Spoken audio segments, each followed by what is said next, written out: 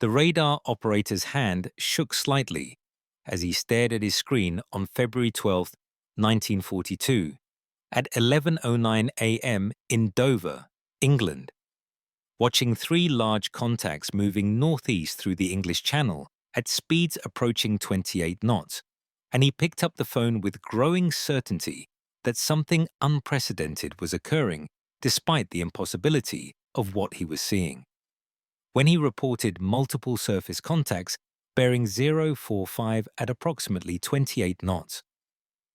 The response from the other end of the line expressed the disbelief that every officer would feel upon learning that something that large was moving through the channel in broad daylight, because nothing of that size had attempted such a transit during daylight hours within living memory, and naval doctrine considered it tactically insane. But something was indeed moving through those waters, and within hours the Royal Navy would experience one of its most humiliating defeats of the entire war. With three German capital ships, including the battlecruisers Scharnhorst and Gneisenau, along with the heavy cruiser Prinz Eugen, preparing to sail through the narrowest point of the English Channel in broad daylight, passing Dover and the famous White Cliffs where every British child could point across to France on clear days, transiting waters that the Royal Navy had controlled for 3 centuries and considered essentially British territorial seas, where enemy capital ships simply didn't operate. The operation bore the codename Cerberus, after the three-headed dog guarding the gates of hell in Greek mythology, a name that reflected German understanding of exactly what they were attempting, and their recognition that the British would do everything in their power to stop this brazen transit through what amounted to the Royal Navy's home waters. The Germans were absolutely correct about British determination to prevent the transit. Because Britain would throw everything available at those ships, including 242 aircraft and 6 destroyers and dozens of motor torpedo boats and coastal artillery from Dover's strategic positions. But the result would prove devastating for British forces rather than German vessels. The final accounting would show 42 British aircraft shot down and 6 motor torpedo boats sunk and 17 airmen killed with hundreds more wounded, creating casualty figures that seemed incomprehensible given that 0 German capital ships were sunk during the entire operation. By nightfall on February the 13th, all 3 German ships would reach their home ports battered and damaged by mines, but fundamentally afloat and intact, and victorious in what would be remembered as one of the most audacious naval operations of World War II, though one whose strategic implications would prove far more complex than the tactical outcome suggested. The story begins not with the operation itself, but with the strategic situation that created the necessity for such a desperate gamble. Starting in Brest, France, on February 11, 1942, at 10:30 p.m. when Vice Admiral Otto Kiliak stood on the bridge of Scharnhorst, looking out at a French harbour that was dark and silent after 15 months during which these 3 powerful ships had been trapped and bottled up by the Royal Navy blockade while being bombed repeatedly by RAF Bomber Command in operations that sought to destroy or disable them. Kiliak knew the grim statistics showing that since April 1941, the RAF had flown 972 sorties against these ships and dropped thousands of tons of bombs, achieving hits on Scharnhorst 3 times, and Gneisenau 5 times, and Prinz Eugen once, representing an expensive commitment of resources that had proven only moderately effective because the ships remained operational and dangerous and capable of threatening Allied operations. Hitler now wanted these ships home not for rest or repair, but for redeployment to Norway, where they could threaten Allied convoys running to Murmansk and tie down British Home Fleet units that could otherwise be used elsewhere, creating a strategic reorientation that would remove these vessels from Atlantic operations, but position them to interdict critical supply lines to the Soviet Union. 2 routes existed for escaping from Brest, with the first being around the north of Britain through the Denmark Strait, representing a week-long voyage through waters that were crawling with British warships and submarines, while the alternative was the short route through the English Channel, covering only 350 miles that could be transited in approximately 14 hours at high speed. Grand Admiral Erich Raeder had recommended the northern route as being safer and more predictable with lower risk of catastrophic losses, but Hitler overruled him with characteristic decisiveness and insisted on the Channel route based on his calculation that speed and surprise would prove decisive, and that British doctrine and psychology and naval tradition would blind them to the possibility of a daylight dash through the Channel. Hitler's strategic intuition proved remarkably accurate in this instance, because the British would indeed fail to anticipate or adequately prepare for such an audacious operation, despite having ample forces in the area to intercept and destroy the German squadron, if those forces had been properly positioned and coordinated. Ciliax received his final orders at 11:00 p.m. on February 11th, with departure scheduled for 10:45 p.m. to take advantage of high tide and new moon conditions, providing maximum darkness for the critical first phase of the operation, when detection would be most likely and most dangerous. The plan demonstrated elegant simplicity in its conception, with the squadron sailing under cover of darkness and exiting Brest undetected, so that by the time British reconnaissance spotted them at dawn, they would already be past Cherbourg and moving at full speed of 30 knots, while surrounded by a defensive screen unlike anything previously attempted in naval warfare.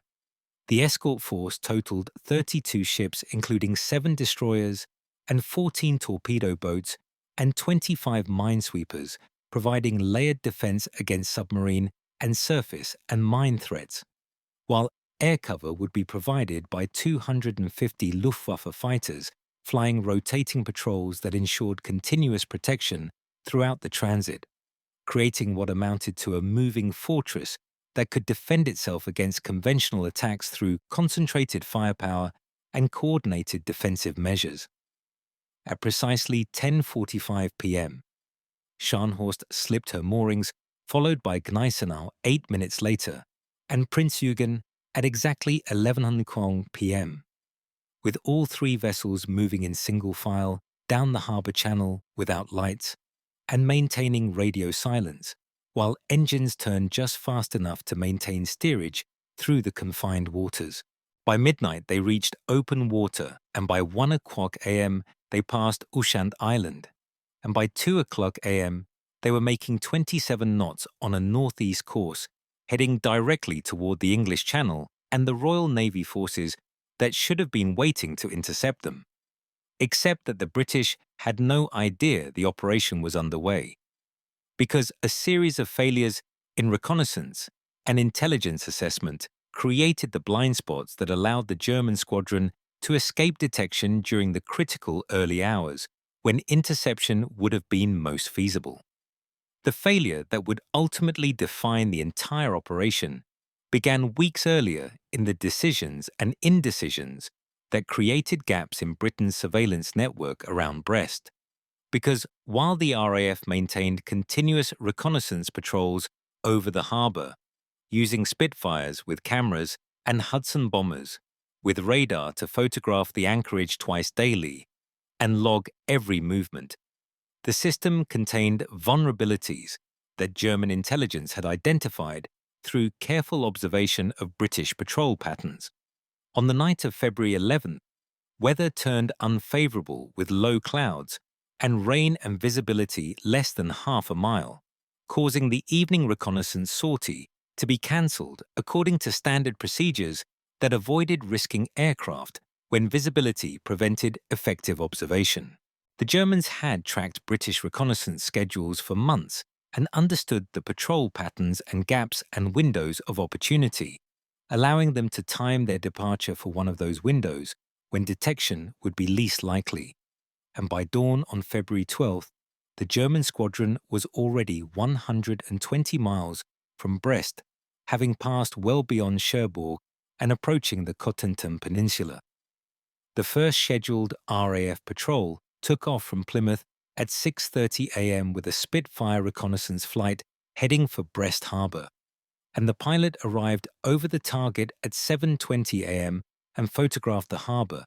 and saw nothing because the berths where the 3 capital ships had been moored for 15 months were empty, prompting an immediate radio message reporting that the targets had left harbor. RAF headquarters in London received this critical message at 7:48 a.m., and duty officers scrambled to locate the missing ships by issuing orders for every available reconnaissance aircraft and every coastal radar station and every ship at sea to search for the German vessels. But the critical question of where to search involved assumptions based on years of naval doctrine and strategic thinking. The British Admiralty made what seemed like a logical assumption based on centuries of naval tradition and tactical doctrine, concluding that capital ships simply don't sail through the channel in daylight, because such an operation would be tactically insane and suicidal, given that the waters were too narrow and too heavily defended, and too easy to trap vessels attempting transit. Based on this doctrinal assumption, British planners concluded that the Germans must have left Brest during the previous night and were heading west into the Atlantic or north around Scotland, under cover of darkness, leading to reconnaissance aircraft being dispatched to search the western approaches, while naval patrols were alerted to watch for ships attempting the northern route around Britain. No one initially looked east toward the Channel because the possibility seemed too absurd to warrant serious consideration, creating exactly the blind spot that German planning had anticipated and exploited through their understanding of British strategic thinking and operational doctrine. The first definitive sighting came at 10:20 a.m., when 2 Spitfires on a routine fighter sweep spotted something unexpected 20 miles off Le Touquet, observing a massive formation of ships moving fast on a northeast heading at approximately 28 knots. Squadron leader Gerald Kidd radioed immediately reporting multiple surface contacts that were large and heavily escorted, and heading 045 at high speed, with this message reaching RAF headquarters at 10:42 a.m., exactly 4 hours after the Brest patrol had reported the empty harbor, and those 4 hours represented time during which the German squadron had covered 112 miles and was now approaching the narrowest point of the Channel at the Strait of Dover, where England and France are separated by only 21 miles. The British response began immediately upon confirmation that German capital ships were indeed transiting the Channel, but coordination proved to be a nightmare involving different services with different command structures and different communication systems that couldn't easily share information or coordinate operations in real time. The RAF had squadrons on standby, including Bomber Command and Coastal Command and Fighter Command units, but getting them into the air and properly briefed and armed and directed to the target location required time that the rapidly moving German squadron wasn't providing, while the Royal Navy had destroyers stationed at Harwich and motor torpedo boats at Dover, and submarines on patrol, but concentrating these forces at the right place and right time required precise coordination that the chaotic circumstances made nearly impossible. Meanwhile, the Germans had 250 fighters overhead flying rotating patrols that ensured fresh aircraft were always available every 30 minutes, with Messerschmitt Bf 109s and Focke-Wulf Fw 190s flown by the best pilots from Jagdgeschwader 2 and 26, providing defensive umbrella that would prove devastatingly effective against British attack aircraft throughout the day. At 11:00 a.m., the first British attack began when 6 Fairey Swordfish torpedo bombers took off from Manston Airfield in Kent, representing what would become one of the war's most tragic and heroic episodes, as ancient biplanes with fabric-covered fuselages and maximum speed of 90 knots armed with single 18-inch torpedoes attempted to attack modern heavily defended capital ships.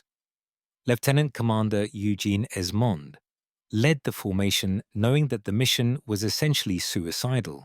but accepting it because orders required execution and duty,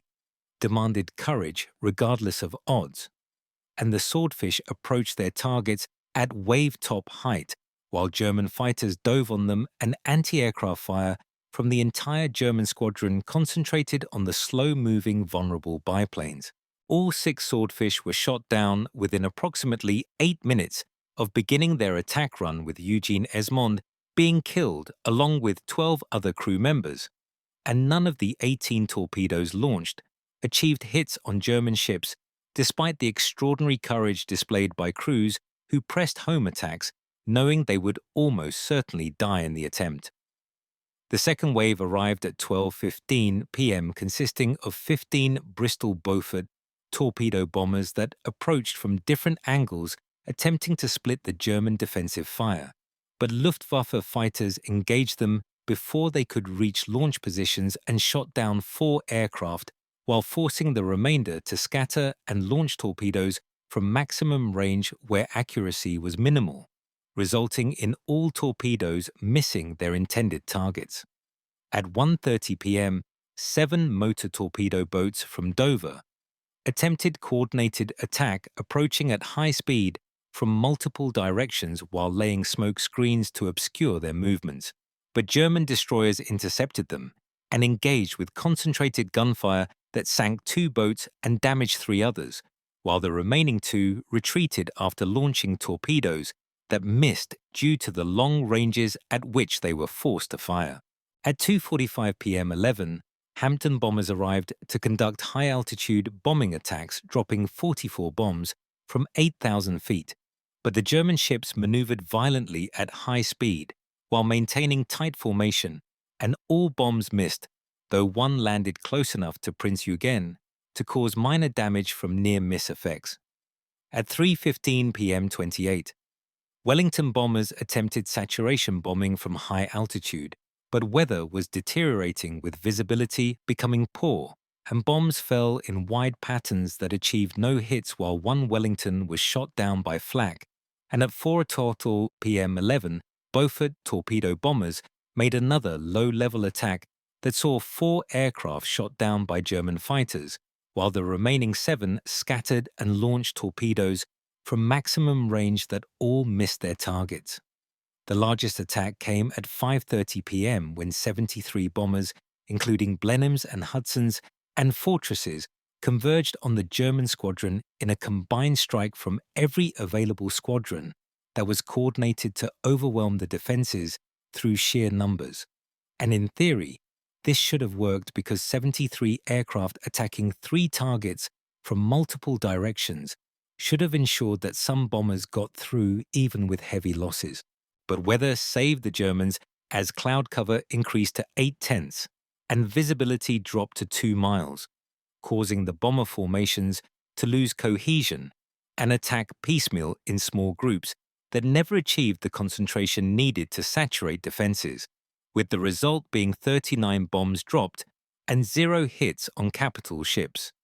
though 1 destroyer was damaged while 7 bombers were lost. By 6:00 p.m., the German squadron had passed Ostend and was approaching Dutch waters, meaning the narrowest and most dangerous part of the channel was behind them, though they weren't yet safe because the British had one final weapon in the Dover coastal batteries mounting 9.2-inch guns, with 4 weapons positioned on the White Cliffs, providing maximum range of 29,000 yards. These guns had been built specifically to deny the channel to enemy ships, and this represented their moment to fulfill that purpose. And at 6:18 p.m., the guns opened fire, launching 33 rounds at maximum range, though visibility remained poor and targets were barely visible through haze that obscured accurate ranging. 1 shell landed within 30 yards of Prinz Eugen, close enough to drench her deck with spray, while the remainder fell short or wide. And the German ships responded by increasing speed to 31 knots and beginning evasive maneuvers, including zigzagging that made them harder to hit. with the guns firing for 7 minutes before the targets moved out of range without achieving any hits.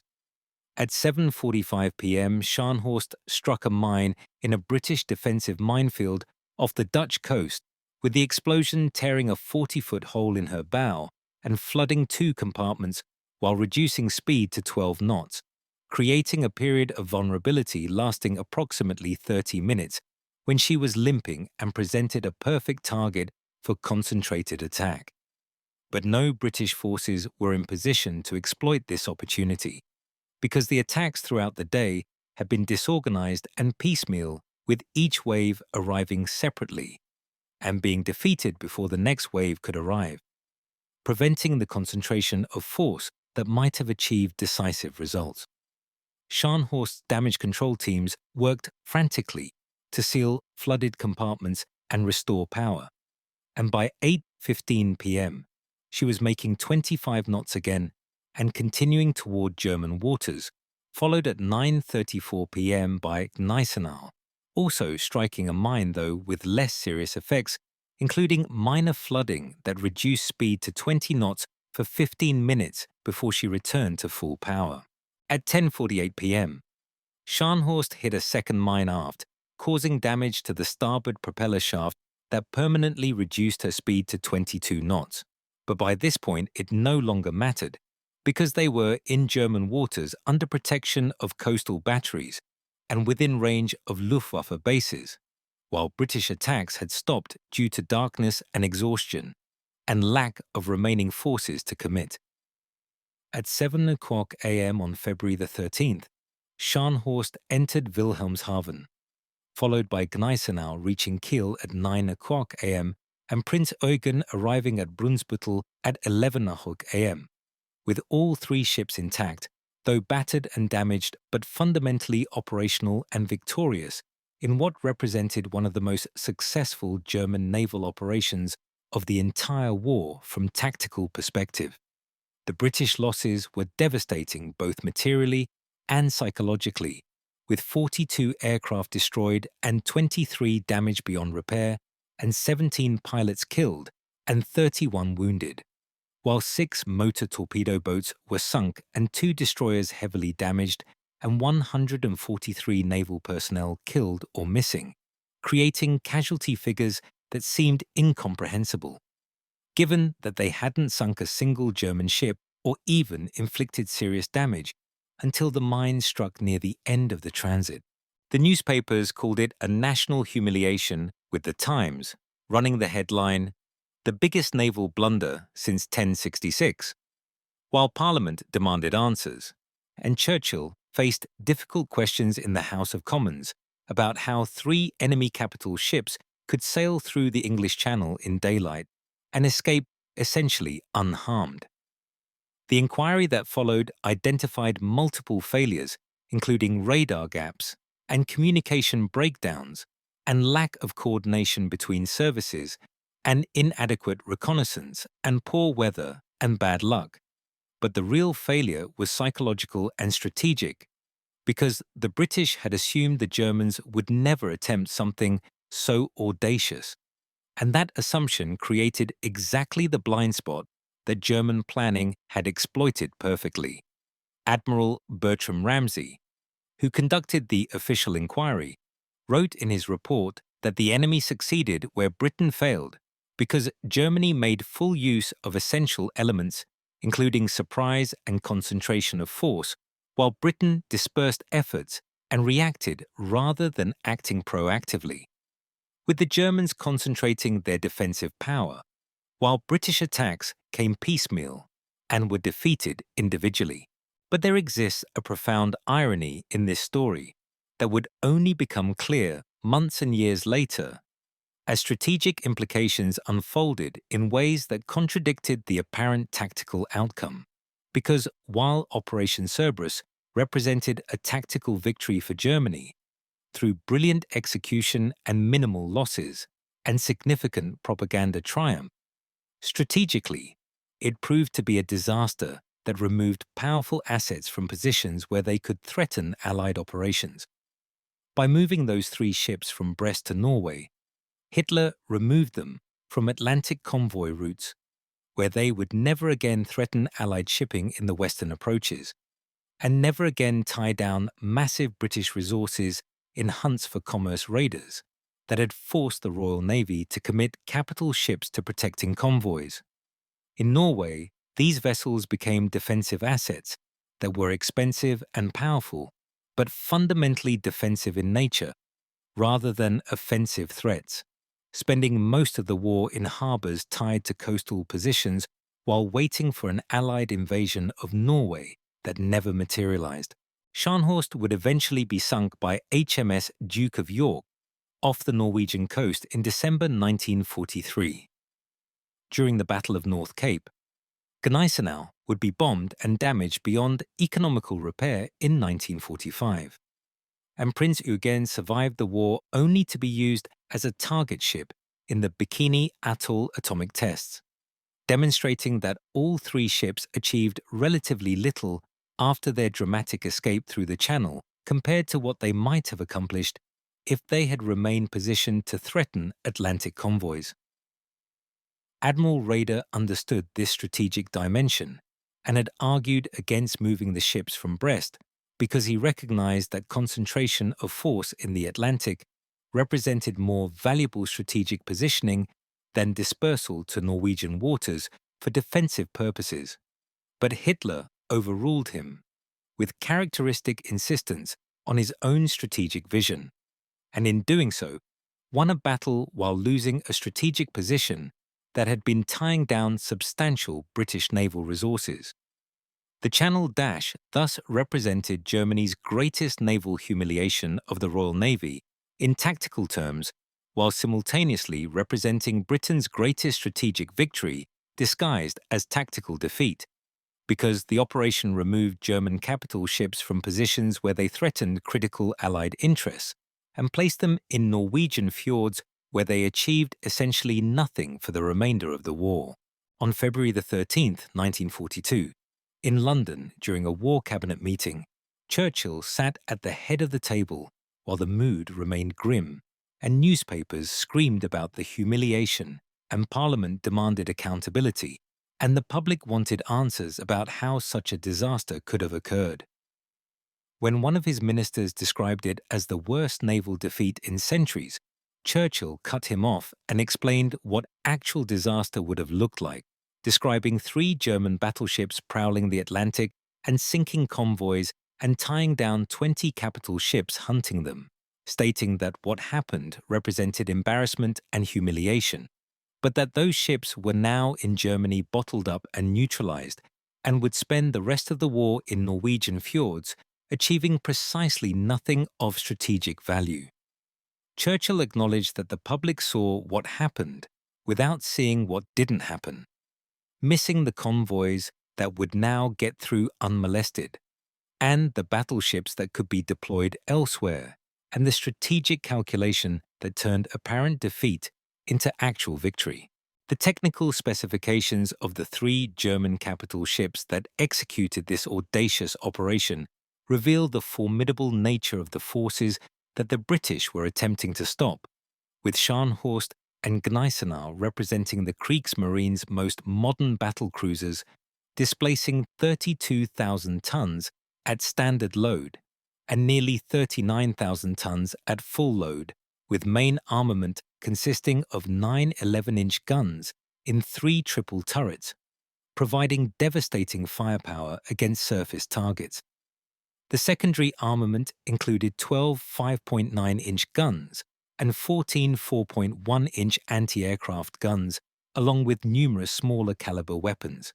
creating layered defenses that could engage aircraft at various ranges, while the armor protection included a 13-inch belt along the waterline and deck armor ranging from 2 to 4 inches, providing substantial protection against bombs and shells. The propulsion systems used 3 sets of geared steam turbines generating 160,000 shaft horsepower from 12 high-pressure boilers, providing maximum speeds of 32 knots that made these battlecruisers among the faster capital ships in any navy and allowing them to outrun most opponents they couldn't outfight. Prinz Eugen, by contrast, was a heavy cruiser displacing 14,000 tons at standard load with main armament of 8 8-inch guns in 4 twin turrets and secondary armament of 12 4.1-inch anti-aircraft guns, protected by armor belt of 3 inches and deck armor of 2 inches, with propulsion generating 132,000 shaft horsepower, providing maximum speed of 32 knots, matching the battlecruisers she accompanied. The defensive escort that accompanied these 3 capital ships represented an unprecedented concentration of surface and air power for protecting a naval formation during transit through hostile waters,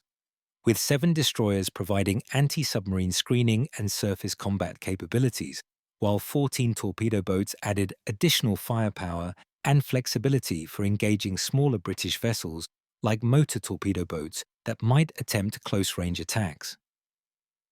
The 25 minesweepers served the critical function of clearing paths through British defensive minefields that had been laid in the channel to impede exactly this type of operation, using their sweeping gear to detonate or cut free mines before the capital ships reached areas where underwater explosives might damage or sink them. The air cover provided by 250 Luftwaffe fighters represented the largest sustained air defense operation the Luftwaffe had conducted over water up to that point, with Jagdgeschwader 2 and 26, providing experienced pilots flying Messerschmitt Bf-9F fighters and Focke-Wulf FW-90A fighters that were among the best-performing aircraft available to any air force in 1942. The rotating patrol system ensured that approximately 40 fighters were always overhead at any given time, with fresh aircraft arriving every 30 minutes to relieve those whose fuel was running low, creating continuous coverage that prevented British bombers from approaching unmolested and forced them to fight through defensive screens before reaching attack positions.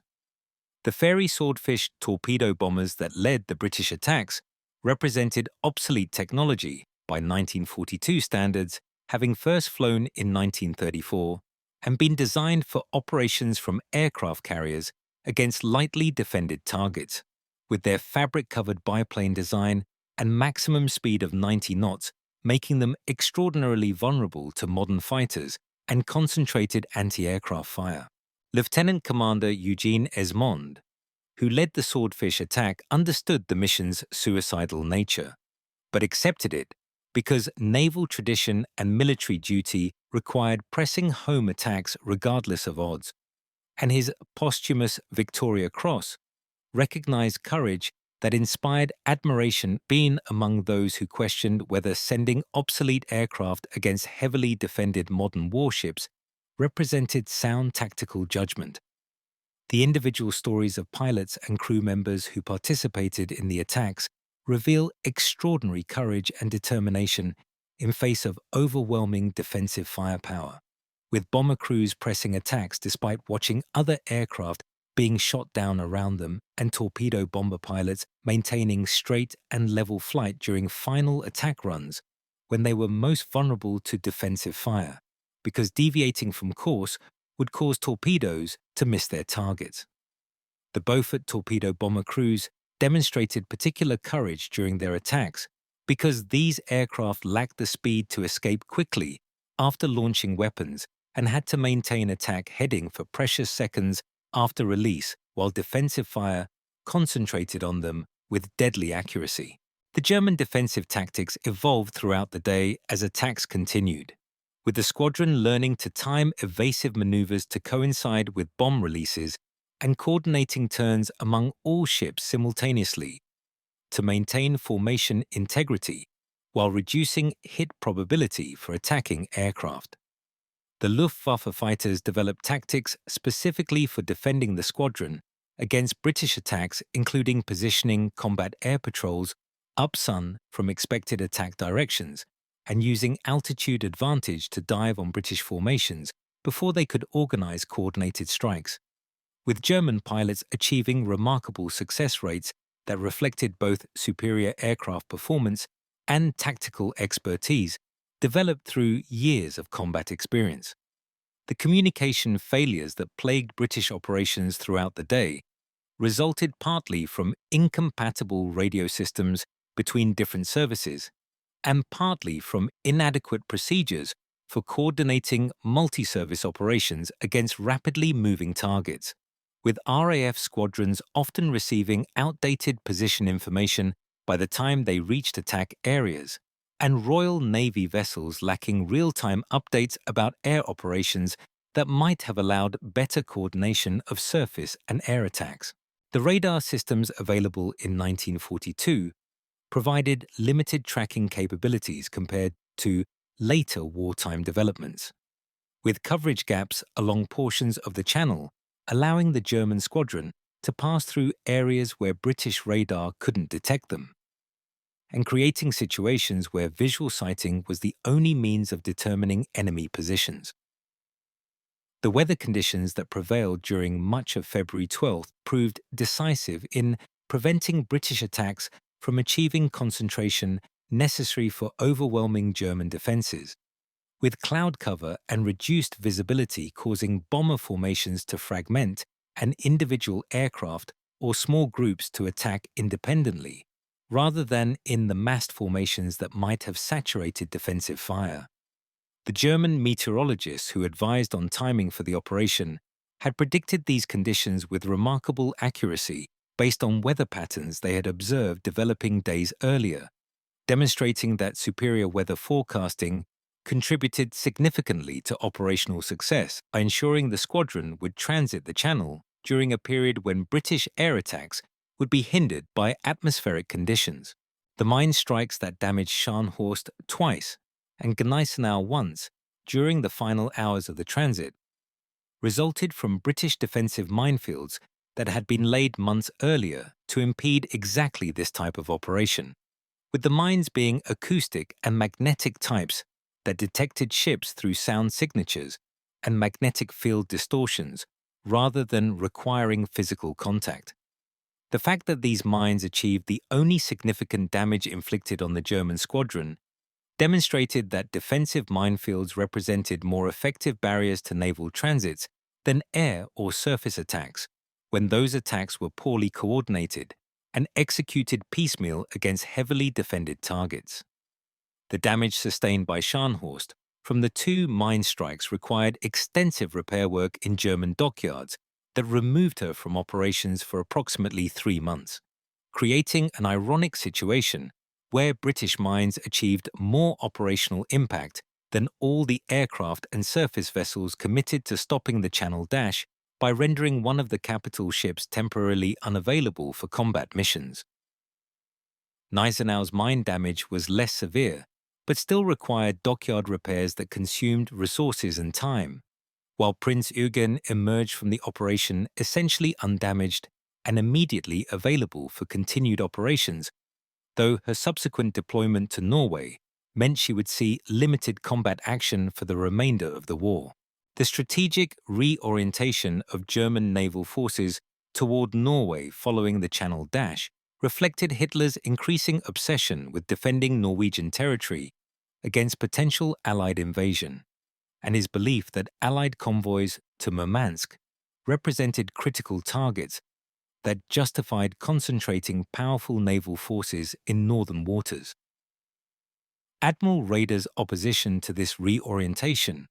was based on his understanding that Atlantic convoy routes represented more valuable targets and that dispersing limited German naval strength between multiple theaters reduced effectiveness in all areas. But Hitler's strategic vision prevailed despite professional naval advice suggesting alternative approaches would better serve German interests. The Battle of North Cape in December 1943, where Scharnhorst was sunk by HMS Duke of York and accompanying destroyers, demonstrated the futility of maintaining powerful capital ships in Norwegian waters, where they rarely engaged in meaningful operations, with Scharnhorst's final sortie against an Arctic convoy,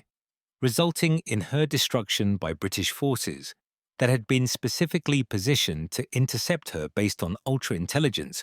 derived from decoded German radio communications. The loss of Scharnhorst represented the end of German surface threat in northern waters and validated British strategic assessment that the Channel Dash had ultimately benefited Allied interests by removing German capital ships from positions where they could effectively threaten vital convoys. The propaganda dimensions of Operation Cerberus proved complex and multifaceted, with both sides attempting to control narrative about what the operation meant strategically and politically, with German propaganda emphasizing the tactical brilliance and successful execution while minimizing discussion of strategic implications, and British propaganda initially struggling to explain how such a humiliating tactical defeat could be reconciled with claims of overall naval superiority. Churchill's private assessment that the operation represented strategic victory despite tactical defeat took months to gain traction in public discourse because the immediate visual impact of German ships sailing through British waters created powerful psychological effects that were difficult to counter through abstract strategic arguments. The parliamentary debates following the Channel Dash revealed deep concerns about Royal Navy readiness and inter-service coordination, with members of Parliament questioning whether adequate preparations had been made for contingencies like enemy capital ships attempting Channel transits, and whether command structures were appropriate for modern combined operations requiring coordination between naval and air forces. The official inquiry conducted by Admiral Ramsay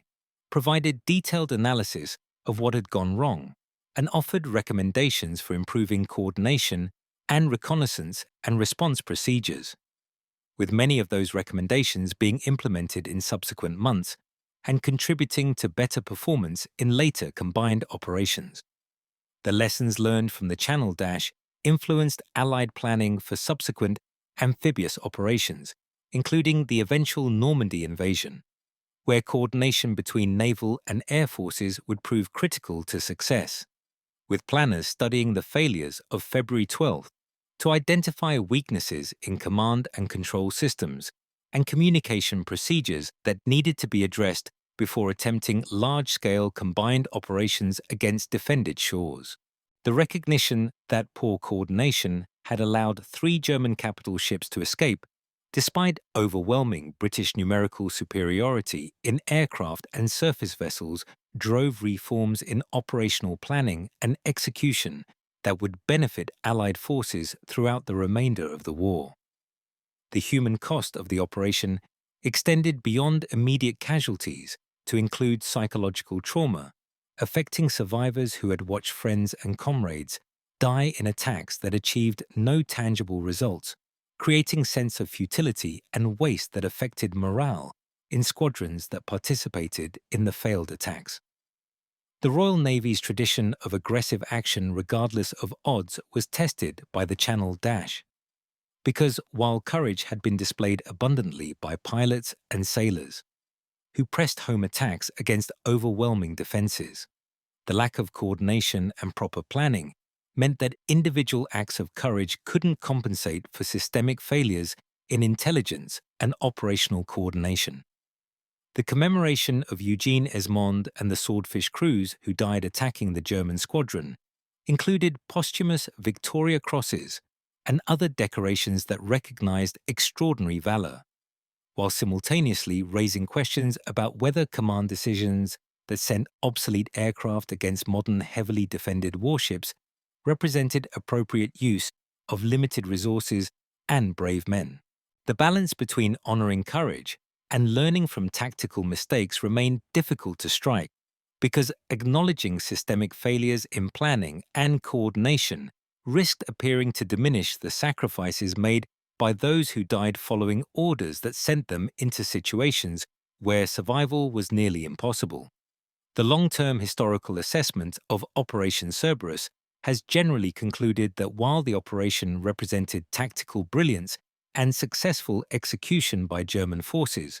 the strategic implications favored Allied interests by removing powerful German surface ships from Atlantic convoy routes, where they had tied down disproportionate British naval resources.